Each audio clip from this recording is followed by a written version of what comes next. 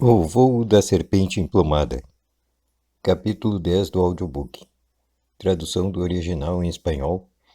El vuelo de la serpiente emplumada. Por Armando Cossani. Novamente podemos recorrer à entrevista de Nicodemos com Jesus, porque no mesmo tema Jesus deu a chave do entendimento dessas coisas, ao dizer: E nada subiu ao céu, senão o que desceu do céu, o Filho do homem que está no céu.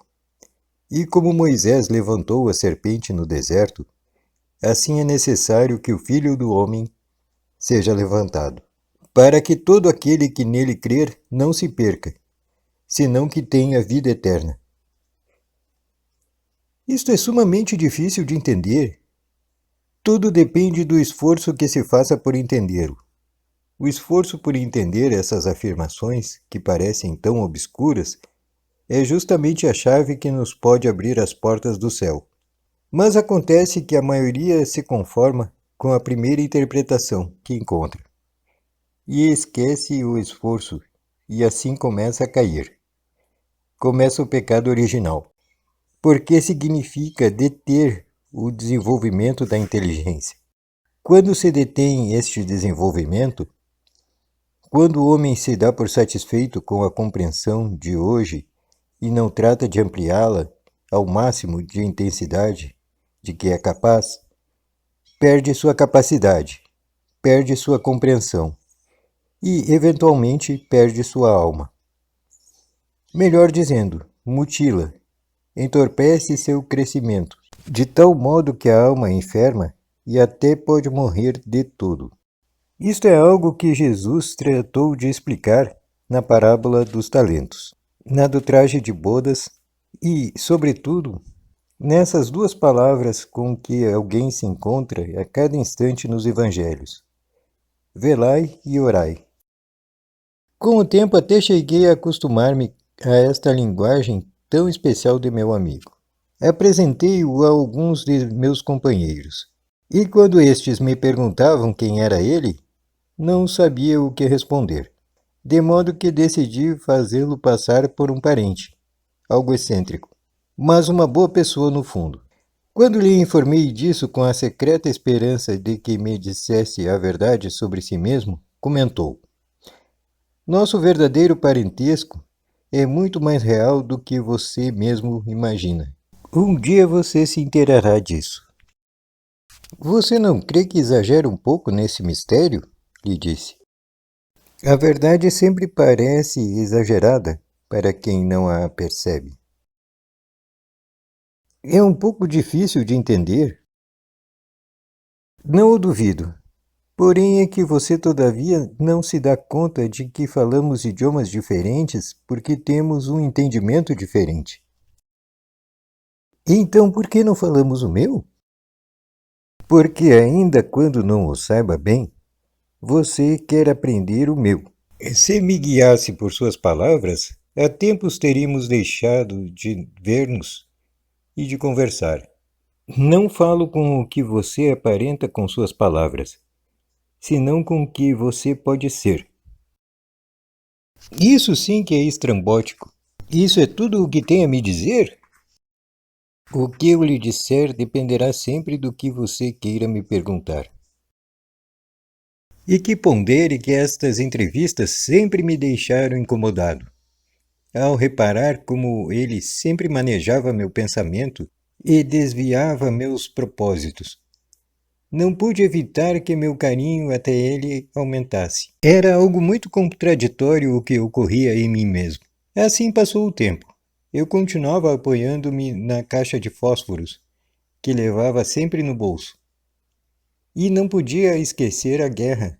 Sobretudo, não podia esquecer a sensação de repugnância que sentia por mim mesmo. Cada vez que voltava à minha memória a recordação de certo homem a quem havia matado, cravando-lhe uma baioneta no ventre. Tão horrorosa era a agonia que ele havia visto padecer, que por instantes desejava ter sido eu o morto.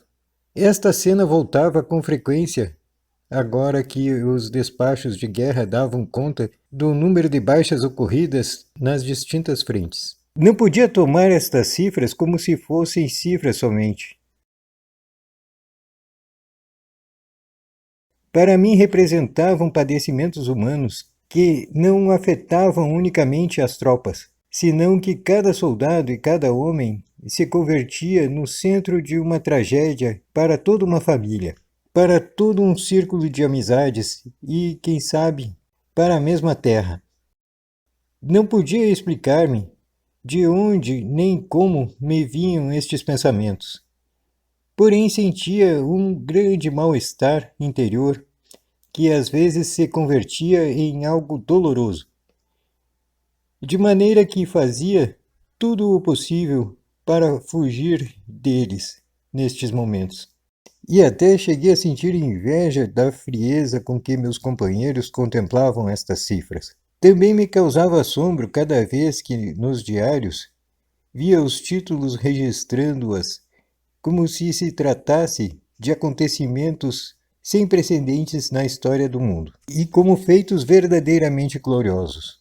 Os jornais pagavam elevadíssimas somas por ter essas notícias. Por sua vez, as pessoas gastavam suas moedas com gosto por lê-las. A guerra se havia convertido em um fantasma que acossava minha consciência. De cada 10 despachos que chegavam a minhas mãos para ser redatados, 9 tratavam diretamente da guerra, e o 10º indiretamente.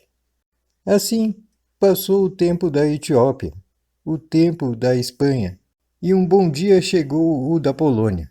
E finalmente a guerra se estendeu por todo o mundo. Tão esmagador era esse fato que, pela força de seu número, os despachos começaram a me cegar. Pouco a pouco fui me insensibilizando com tanta reprodução de cifras sobre mortos, feridos e desaparecidos.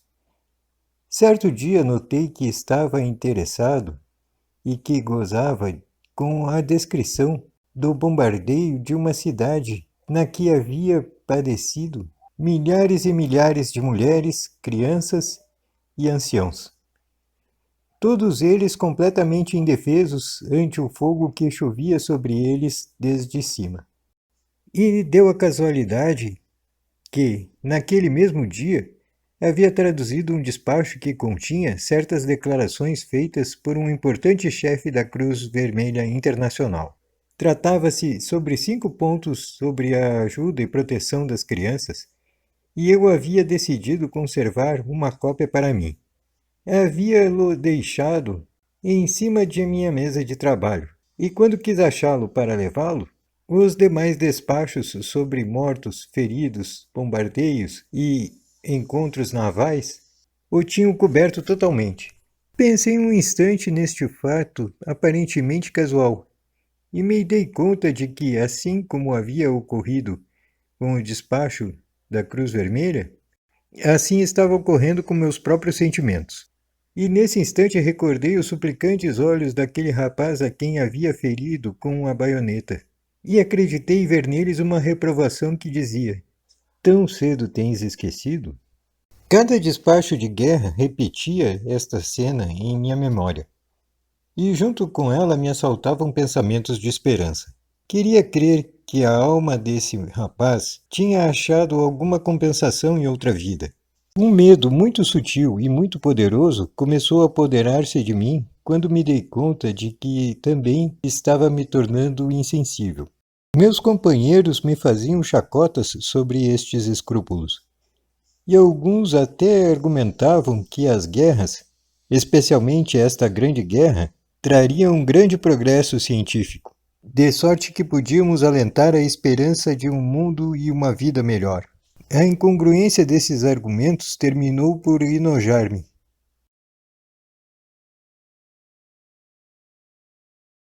Muito obrigado por assistir ao nosso canal. Se gostou, se inscreva, deixe seu like e compartilhe, por favor.